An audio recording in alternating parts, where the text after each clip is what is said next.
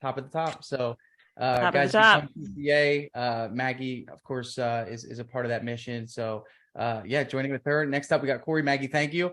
Corrie, let's transition. Inspired by you. Those of you who do not know Corrie, Corrie's a good friend of mine. I actually had the pleasure of visiting Corrie's shop. She invited me to come speak at her event, which was awesome.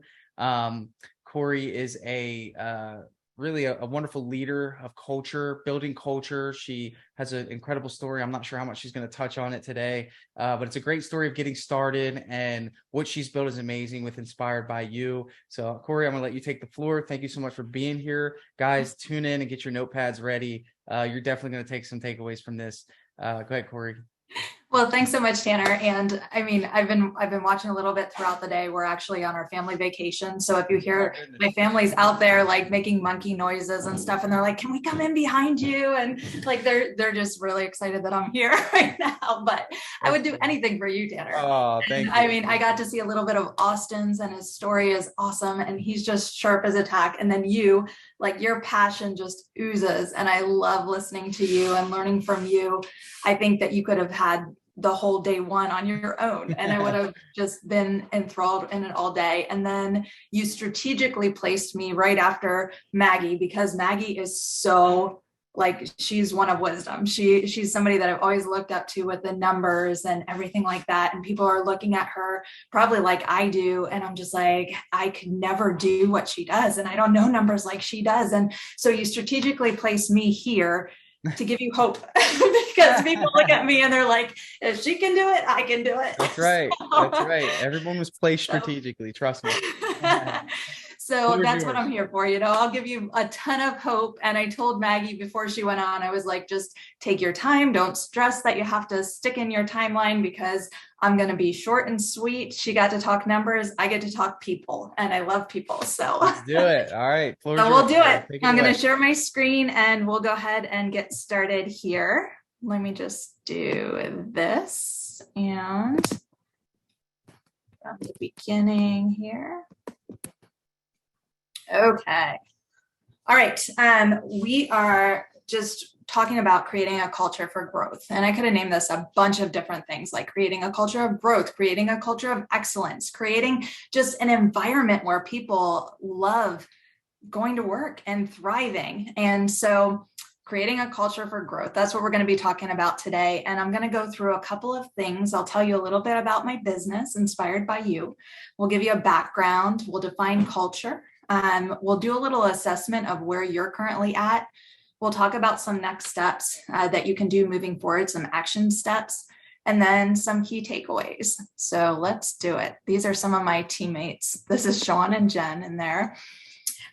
This is our crew before we just hired 5 new people. So we're growing our business, we're expanding. But if you look here, Inspired by You, we're a painting business based out of Mechanicsburg. We specialize in cabinet refinishing, and we're expanding into full residential repaints. We have an awesome group of people, and we just perform at a really high level. Everybody, and it's not that I impose that on our employees or our team. I don't even like to call my employees, they're my team. I don't like to impose that on them, but they elevate everyone's game. It's like as iron sharpens iron. These people just want to work at a high level. The lady in the lower left corner there, Patricia, was my first employee. She actually helped me 1 day a week. She's a full-time grandma, but I was able to snag her 1 day a week. And she was a cleaning lady prior to working with me. And she worked at a local paint shop. And so she started helping me in my business, because one of the things that I didn't like the most was prep. And she loved to do prep. So I hired her on.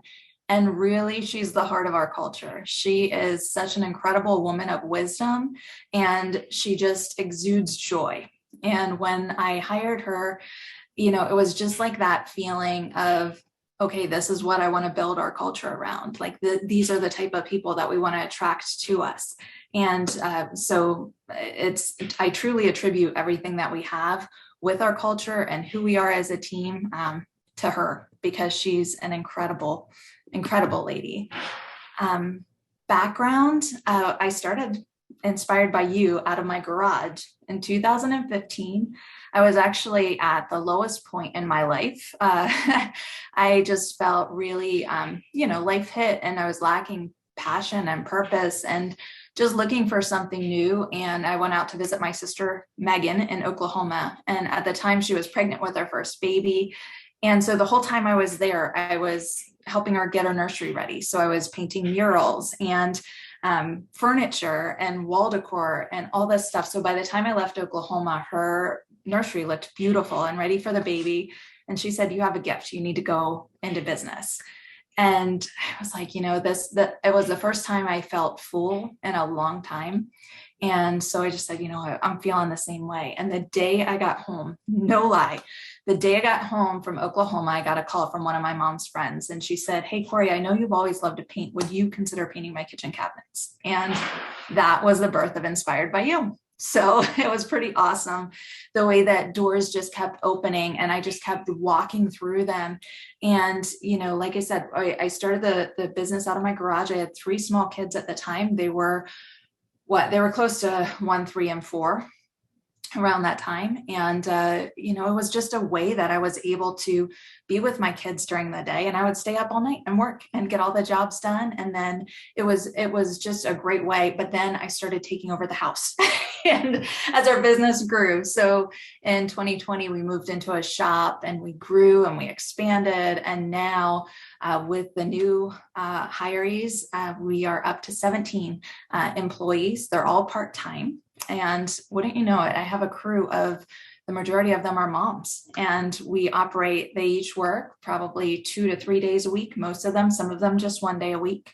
And it works really great with our schedule, because when they work for me, cabinet refinishing, if you know anything about it, it's a fairly demanding job. And when they work for me, they're able to give me their full effort, knowing that they only have to work 1 or 2 days a week. So they work at a really high level. I think if they were to work 4 or 5 days a week, they would get burned out very quickly.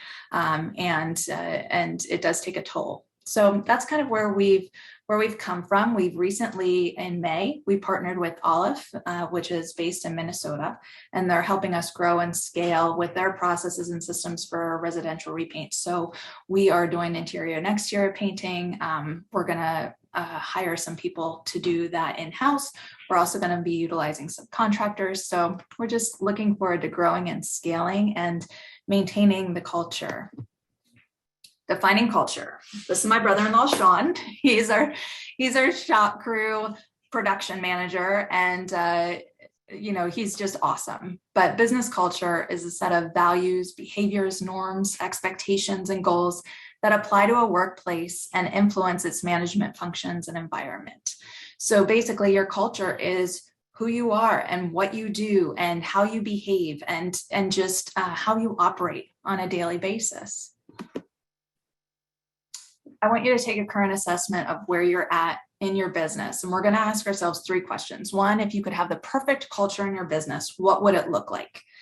2, what are some qualities in yourself or your team that you currently feel that you feel others would be attracted to? And then what's holding you back from growth? So we're going to take a look at these 3 questions. The first one is your perfect culture and what it looks like. Like Maggie was talking about, developing your core values. You want to develop a culture that you can be proud of, and your core values set the tone for what type of culture you're going to have. For example, our core values for Inspired by You, for a long time, I got just caught up in my head, and I was like, okay, I know I have to have core values. And so I would look up online, like top 50 core values. And so I was like, I would do stupid stuff like that. And just thinking that I had to do it because I had to do it because I'm a business owner and we need core values, instead of thinking, okay, who are we? And what are we about? And what do we do? And if people think of us, what do they think of? And, just kind of taking a more authentic approach to who we are as a team and what our culture is like, and developing our core values from there. And so I threw it out to our team. I'm like, when you think of Inspired by You, when you think of our team, what do you think of? And we, through a process, we developed our core values, and it's who we are, how we operate, what our culture looks like. When people think of us, this is what comes to the forefront of their mind. And for us, we're faith-led. Like, we can't have our core values that inspired by you without implementing our faith into it, because I'm a believer. And for us, I believe everything that we've been given has been given by God. And so we've got to put him at the forefront. So for us, that's our core value number one. Number two, we're rooted in integrity. We believe that everything that we do, we've got to be rooted in integrity. And if we lack integrity in any aspect, then it depletes our culture. Number three, striving for excellence. We strive for excellence in all we do because we know that we're working for a higher purpose, and we serve our customers at such a high level because it's part of the way that we have that joy in us, and it brings us great joy when we're working and striving for excellence.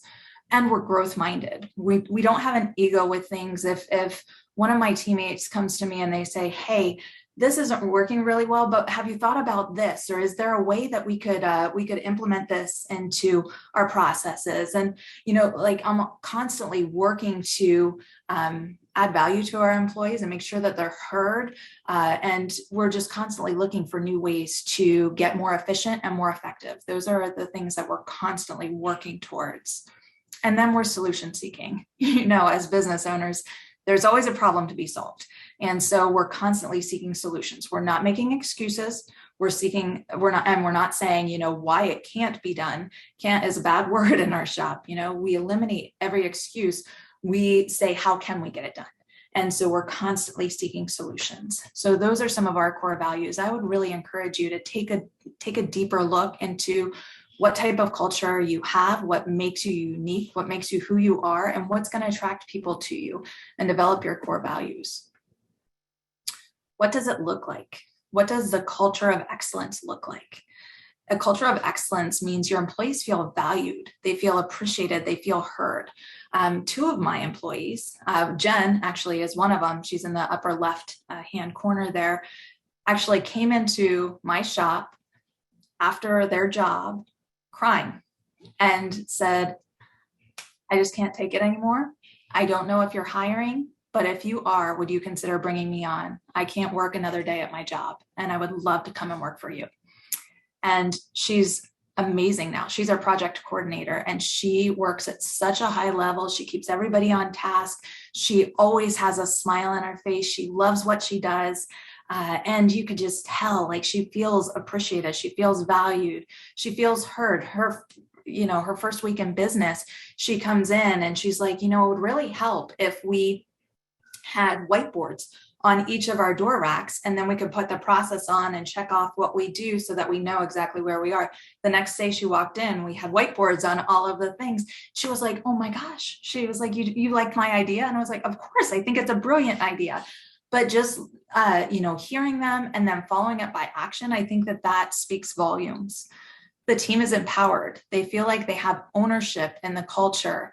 And just taking that ownership on is pretty amazing because they want to treat it like their own business. In fact, I have several business owners that work for me. Bethany in the yellow there in that picture, and Sean, who's behind him with the tongue out. Bethany is actually a photographer. She has a photography business, and Sean has a power washing business. And those guys both work for me. And they're just awesome, but they feel like they own it and they treat it like their own business. And they're always coming up with great ideas to enhance it. And then the team has freedom to fail. At least once a week, we say there's no pain emergencies. And just, I think as an owner, learning to respond and not react, a lot of times we grip so tightly and we want to control everything. But sometimes when we release that grip and we give people the freedom to fail, it empowers them and they start to take ownership. I'll give you an example. The other day was probably 2 weeks ago. I'm helping on site at an installation and teaching one of our employees how to drill new holes for hardware. And so we have our jig, we're measuring twice, drilling once. She's got her holes perfect, they're outlined. She drills it. And as she's drilling, I'm like, make sure that you open up the door so you don't go through the stile. And sure enough, too late, she drills right through the stile. she opens the door and she was like her face just dropped and she couldn't believe it. And she felt so bad. And I so badly wanted to be like, what did you do? You know, like it's because it's a mistake. But instead I was like, it's okay, let's fix it. And, you know, and so I just kind of went in and I showed her how we could fix it. And by the time we left, you would have never even been able to notice. But it showed her, and she even said, I will never make that mistake again, you know, and she learned through that failure. But at the same time, had I reacted and made her feel bad, she would have been afraid to try other new things. And instead of empowering her, it would have discouraged her. What are some qualities in yourself or the team that you currently have that you feel others would be attracted to? I think that this is so important. And the law if you follow the law of attraction, I mean, it's a law. You don't attract what you want, you attract who you are. Like attracts like. Good people attract good people. Bad people attract bad people. You know, it's that law of attraction. So here's my hypothesis. Here's what I think. The common theme out there right now is that there's no good people who want to work. And so my hypothesis is this: if we as business owners work on being good people, then we're going to attract good people who are out there. But we got to do the hard work of looking in the mirror and making positive changes in our own lives so that it's going to start to attract other good people. And a lot of times that's hard to do, especially when people, I feel like a lot of people just don't take personal responsibility and they shove it off on other people. And they're like, no, it was his fault, or it was her fault, or, you know, they just make excuses instead of saying, no, this is mine. I'm taking ownership of this. These are areas that I need to change so that I can become better, so that I can draw better people into my life. And I think when we do that hard work of taking a good hard look in the mirror and saying, okay, I need to make some changes, you're going to start to attract really great people. Authenticity. I remember one time, somebody was asking me about, because we post a lot on social media. That's how we do a lot of our marketing, you know, and we do Facebook and Instagram and whatnot. But somebody was asking me about, you know, hey, how do you do it? How do you come up with all of those posts? And how do you, you know, just put yourself out there in that way? And I'm just like, well, what do you mean? I mean, for me, we just post who we are. We post what we do. Like this crew right here, like that is Sean with his hands in the air. Like, you know who he is. Like, this is not him putting on a show. This is who he is. All of these ladies just exude that joy. This is who we are. We're not putting anything on for people. It's just, I think that you've got to just be authentic and let people know who you are. Let people know what you're about. Fake people have an image to maintain, and sooner or later, the real person is always exposed, whether it's with your customers or whether it's with your team or whether it's with your mentor or whoever it may be. I believe that the more authentic you are, the more real you are, it will free you to be yourself. And so many people are afraid of being themselves, but man, I am drawn to somebody who is real over somebody who is putting on a front any day of the week. And you can smell it a mile away. Like, just be real and don't overthink things. Just put it out there who you are. Number 3, what is holding you back from growth? These are some of the barriers for growth that I've identified. I was asking my husband, Chad, he does all of our sales and he's been a great asset. He's got an entrepreneur mind as well. But pride and ego is number 1. By far, the greatest hindrance for growth is pride and ego. And it's saying, I'm the best. I can do all things. I don't need other people around you. Maggie said it too. It's like when you can hire a sales guy who can sell way more than you, that's a great thing. That's not a bad thing. You know, it's, if you're the smartest person in the room, then in my opinion, you're in the wrong room. You know, you're not growing. You're not putting yourself in an environment where you can become all that you were created to be. So drop your ego, surround yourself with other people who are far superior, like in your mind, in other areas, because we all have strengths. And one of my strengths is certainly not numbers. Like I love people. I love, I'm artistic. I'm creative. I'm a visionary. Like I know that those are my strengths, and those are great strengths, but I also know my weaknesses too. So I fill all of those gaps and surround myself with other people who are far excelling my abilities in those areas. I also think that feelings of being inadequate or head trash are also barriers for growth. You think, oh, I can't be like her, right? Like in my head, I'm thinking, oh my gosh, like I can't build a business like Maggie, she's amazing. But at the same time, like that's head trash, because I can build a business different from her, but at the same pace, and you don't have to be the best. I don't have to be the best Maggie. I have to be the best Corrie, you know what I mean? And you have to be the best you. So don't feel like you're inadequate. Just focus on your strengths and surround yourself with other people in those areas. Laziness. I don't think a lot of business owners have to deal with this. And the ones that do are the ones that are going out of business. I think more along the lines, most business owners are dealing with that badge of busyness. Like we give ourselves this badge of honor because we're so busy all of the time. And we're focused on being busy, busy, busy instead of being productive.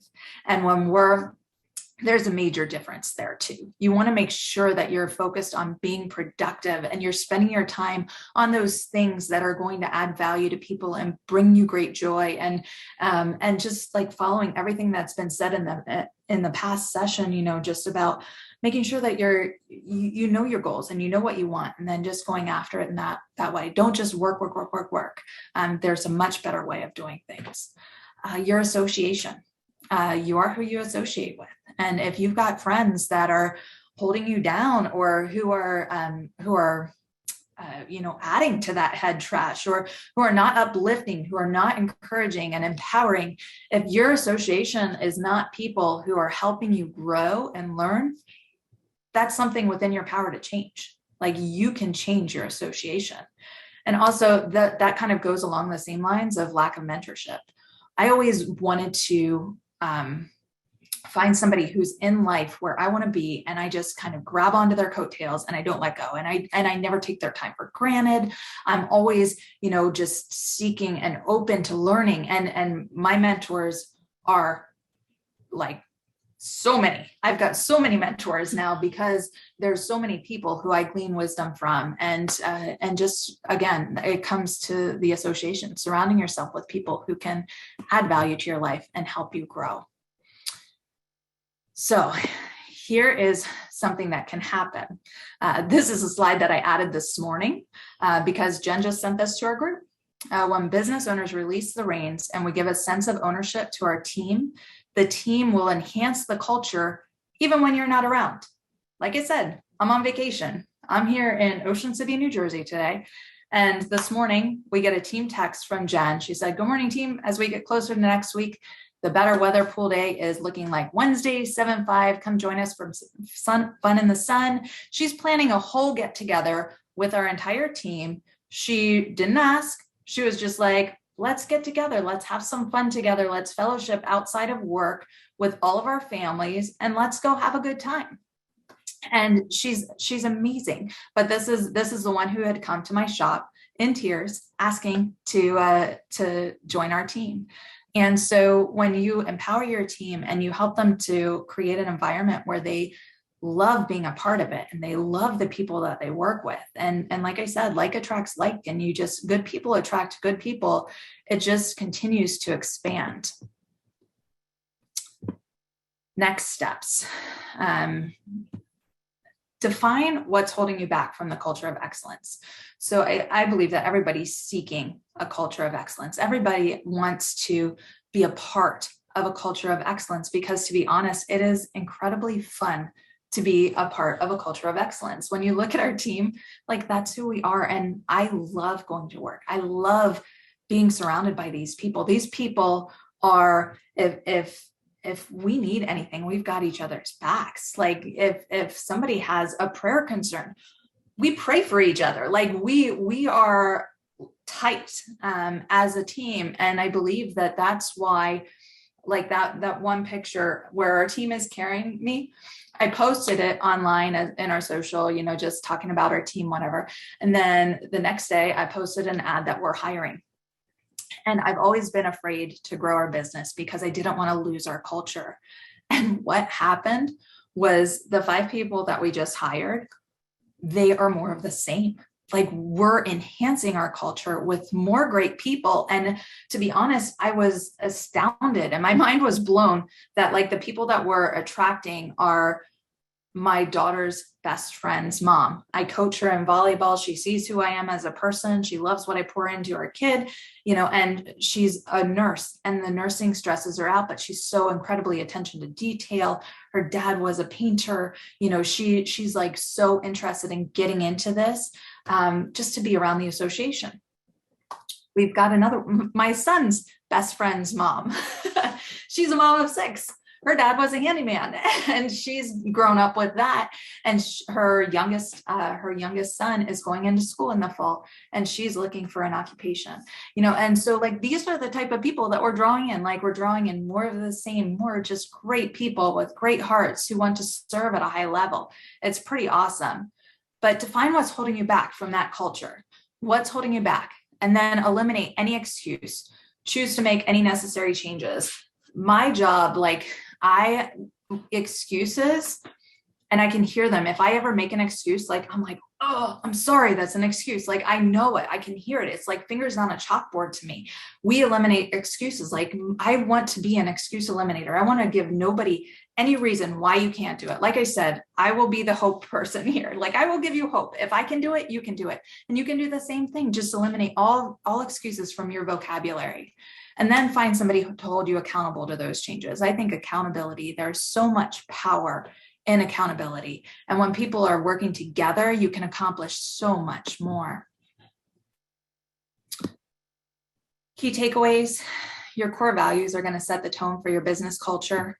Like we were talking about earlier, just identify those core values and think about who you are as a culture and what you want to be, and just grow in that and keep your focus there. Take a good look in the mirror. You attract what you are and not what you want. So make those necessary changes. Value, appreciate, and empower your team, and be an excuse eliminator and make any necessary changes to create a culture of excellence. So that is everything. How do I stop sharing my screen here, Tanner? I can actually shut that off for you. But Okay. Corrie, that was excellent. I enjoyed every bit of that. Culture is so important, and it's just an area of focus that I wouldn't think that you would say you'd master, but we think you have, because I think you're always trying to grow and even be better. I want to open it up for questions for Corrie. So if you guys have any questions for Corrie before we get started with the next speaker, Alex, if you guys can put them in the chat. I'm sure Corrie would love to answer a few questions about culture, teamwork, building teams, hiring, camaraderie, painting like beautiful cabinets and convincing customers to do teal blue. And I'll tell you what, the color is so fun. And like what you were saying earlier, Tanner, about creating the experience, people pay above and beyond because they want the inspired by you experience. Like, it's so true. And people want that. And to be honest, the way that we promote our team on social, we walk into people's homes and people treat them like rock stars. Like, when they walk in, the people know them. And like, if Sean goes into they're like, oh, Sean's here. And like, they get excited and that just brings him so much joy. Like, it's pretty awesome. Yeah. Well, especially with these new photos you guys took, I think that they just showcase like the the attitude in your shop, and it's almost like I just want to come visit and watch everyone hang out and have fun. Yeah, and we're gonna do more of that too. I mean, like I said, Bethany is our photographer, so she works for us, and it works out great. And I don't know why we didn't do it earlier. I wasn't thinking, but better late than never. But now we're gonna start doing it with our customers too, and start getting pictures with our customers. And I think that that's gonna be really great to enhance our culture too. I love it. I got a couple questions that came in. First question is, how did you come up with the core values? Our core values, that was one, I threw it out to our team, and I was just like, guys, who are we? Like, what are we about? What do we want to accomplish? Like, when you think of inspired by you, what do you think of? And that's kind of how we developed our core values. We've refined them over time, but they are just a part of, like, they're every fiber of our being. They're who we are in and out, and you can see it. It's evident in all of our employees. Love it. Love it. I have another question that came in. How do you afford the people you need when you're first starting out? Well, I mean, for a while I went at it on my own. But like Maggie was saying too, you have to know the numbers. You don't want to hire before you can afford to hire, because people are depending on you. So I would definitely recommend going back and watching what Maggie was saying too, when you release those videos, because she was spot on. And for us, we have the jobs, we have like all of the, I had to hire because I was doing everything in our business. And it got to a point where we were booked out so far that if I didn't hire, I was going to burn myself out. And so we just started bringing people on. Incremental growth. Absolutely. How do you tell when recruiting if someone has a true spirit of excellence and not just talking a big game? So we don't know. You don't always know. Some people are very deceptive, but we do a 90-day trial period. So we find out pretty quickly. And I've never had to fire anybody, which is my next question. I'm wondering, have you had to let someone go? Can you imagine me letting somebody go? Really that would be horrible. That would be the worst thing ever for me. I can't even imagine watching. I would leave the room. I'm like, Corrie, you gotta tell them they have to leave. It would be very ugly, but oh my gosh, it is so awesome. That 90-day trial period, I don't have to say a word, but everybody who doesn't line up to those expectations or that standard of excellence, they all weed themselves out. Like, and sometimes it's within, 30 days or whatever. Sure. It's just crazy how when they're on site with our crew, just the level, like they don't waste any time, and they're constantly working and working and working, and they give it their all, and they take such pride in what they do. And it's weird. And I've had a couple of them say, we just never want to let you down. We never want to let you down. Like, we want to maintain your standard of excellence. And I do my best not to impose that on them, because I want to alleviate that stress. But the fact that they're thinking about that on their own without me making them feel that way is pretty awesome. Like, it's a pretty good position to be in, because they want to perform at a high level. And it's pretty neat when that can happen. But I think it just all goes into empowering your people and letting them know how valuable they are, and letting them know their worth. I try not to take any credit. Like, anytime we do a kitchen or we get a review or whatever, I'm like, I send it out to our team. Hey team, look what you did. It's not look what I did, not look what inspired. It's look what you did. Look what you were able to accomplish. Way to go. You guys are amazing. And like, empowering them and letting them take the credit for their work. And it's pretty awesome what can happen when you start doing that. Last question. You had a lot of people excited about your beliefs, mentioning how God and the impact that having faith in your businesses translated to your culture. One question that came in: as a believer, are you running your business as a business or as a mission, or a business that's operating, that's mission driven? We're a mission. my everything that we do, and like I said, we strive for excellence. And that's all based around Colossians 3:23, because we work for God and we don't work for man. So everything that we do is so driven because we're working for a higher level. And that brings us so much joy, because we're able to glorify God through our work. And so that's kind of how we operate. It's our mission I feel like it's our mission as believers to glorify God through the gifts that he's given us. So for me, it's a mission. Corrie, thank you. You're a blessing and an inspiration to so many. And I think just following your journey is just so inspiring. I'm sure people will want to reach out to you guys. Screenshot Corrie's email. Make sure you blow up her email and ask her a bunch of cool questions. Corrie, thanks for being a part of my event on your family vacation. What are you doing? Oh my gosh. Well, I'm going out to join them at the ocean now, but I had to jump on here, and I just think the world of you. So. Your family that we appreciate your time. So thank you, Corrie. I'll let you get back to the beach.